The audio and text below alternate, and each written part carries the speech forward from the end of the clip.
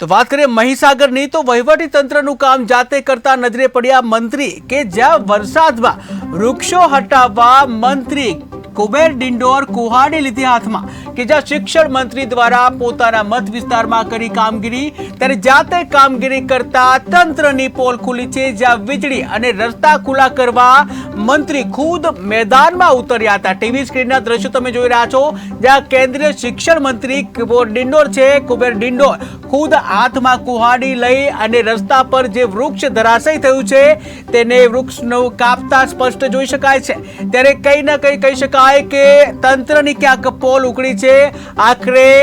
મંત્રી પોતે રસ્તામાં ઉતરવું પડ્યું, પોતે જે તંત્રની કામગીરી મંત્રીએ કરવી પડી રહી છે ત્યારે ક્યાંક ને ક્યાંક મહીસાગર જે તંત્ર છે તેની ક્યાંક ને ક્યાંક પોલ ખુલ્લી પડી જાય છે। આખરે શા માટે એક મંત્રીએ પોતાના હાથમાં કુહાડી પકડવી પડી કે જ્યાં તંત્ર દ્વારા આ વૃક્ષ ધ્યાનમાં નહીં આવ્યું હોય કે પછી આ ખાડા કાન કરવામાં આવ્યા છે, પરંતુ હાલમાં તો એક સરાહનીય કામગીરી કરવામાં આવી રહી છે। કેબિનેટ મંત્રી કુબેર ડિંડોર દ્વારા સરાહનીય કામગીરી કે જ્યાં પોતાના મત વિસ્તારમાં હાથમાં કુહાડી લઈ એક વૃક્ષ જે રસ્તા પર ધરાશયી થયું હતું તેને કટિંગ કરી અને તેને અન્ય જગ્યાએ ખસેડવાનું કામ ખુદ મંત્રી કરી રહ્યા છે। ટીવી સ્ક્રીનના દ્રશ્યો તમે જોઈ રહ્યા છો જ્યાં કેબિનેટ શિક્ષણ મંત્રી એવા કુબેર ડિંડોર પોતે હાથમાં કુહાડી લઈ જે વૃક્ષ છે એને કાપી રહ્યા છે અને જે રસ્તો છે એને જે ચોખ્ખો કરવા માટેના પ્રયત્ન કરી રહ્યા છે જેથી કરીને વાહન વ્યવહાર ન અટકાય, પરંતુ જ્યાં ખુદ કેબિનેટ મંત્રીને રસ્તામાં ઉતરી અને આ કામગીરી કરવી પડે ત્યારે ક્યાંક ને ક્યાંક વહીવટી તંત્ર જે છે તેના ઉપર પણ પ્રશ્ન થઈ રહ્યા છે। આખરે શા માટે વહીવટી તંત્ર જે છે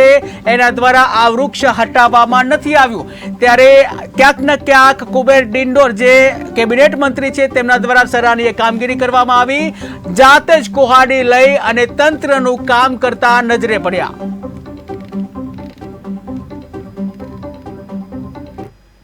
રાજ્યસભાના સાંસદ મયંકભાઈ નાયક આવ્યા મદદે કે જ્યાં ડાયવર્ટ કરાયેલી ટ્રેનના મુસાફરોને આપ્યા ફૂડ પેકેટ। ત્યારે ભુજ દાદર ટ્રેનને મહેસાણા ડાયવર્ટ કરવામાં આવી છે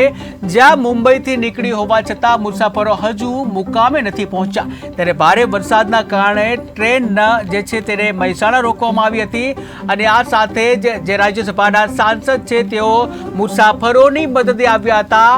જ્યાં રાજ્યસભાના સાંસદ એવા મયંકભાઈ નાયક દ્વારા ડાયવર્ટ કરાયેલી ટ્રેનના મુસાફરોને ફૂડ પેકેટ આપવામાં આવ્યા।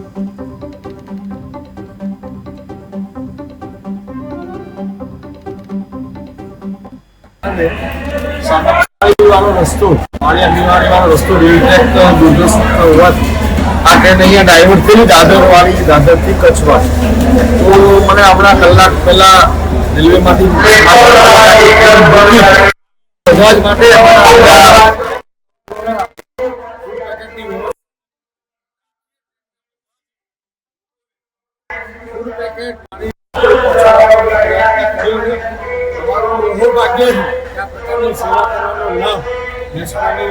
ઉપર અમને આ ટ્રેનમાં કરવા મળે એટલે અમે